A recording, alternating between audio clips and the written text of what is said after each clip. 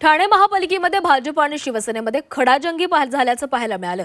महासभेच्या पहिल्याच दिवशी ही खडाजंगी झाली। भाजपचे उपमहापौर कृष्णा पाटील यांनी सभात्याग केला। शिवसेना जाणीवपूर्वक डावलत असल्याचा आरोप करण्यात आलेला आहे। तर ठाणे महानगरपालिकेमध्ये भाजप आणि शिवसेना एकत्र त्यांनी सत्ता स्थापन केली। भाजपचा उपमहापौर आहे तर शिवसेनेचा महापौर, मात्र या दोघांमध्येच खडाजंगी झाल्याचं पाहायला मिळालं। सभाशास्त्रानुसार सभा चालवली गेली नाहीये।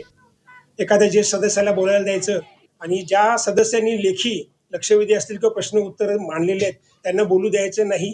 आणि म्हणजे एक प्रकारची जी जुनी गोल्डन गँग सक्रिय झालेली आहे आणि हे भारतीय जनता पार्टी कधी खपून घेणार नाही।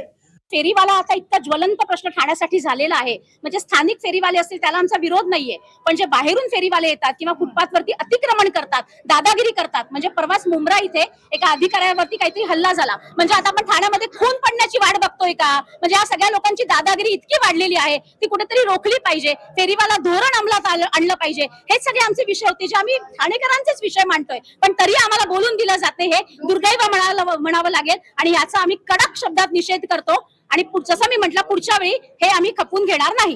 प्रत्येक विषयाची चर्चा या सभागृहामध्ये होईल अशा पीठासीन अधिकारी म्हणून महापौरांनी एकदा रुलिंग दिल्यानंतर त्यापुढे निश्चित प्रकारे सभागृह हे अजेंडाप्रमाणे चालणं गरजेचं होतं।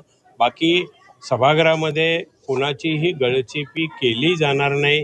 प्रत्येक लोकशाही पद्धतीनं सभागृहामध्ये प्रत्येक सदस्यांना आपलं मत मांडण्याचा निश्चितच अधिकार आहे आणि त्या अधिकार निश्चितच महापौर महोदया हिरावून घेणार नाहीत।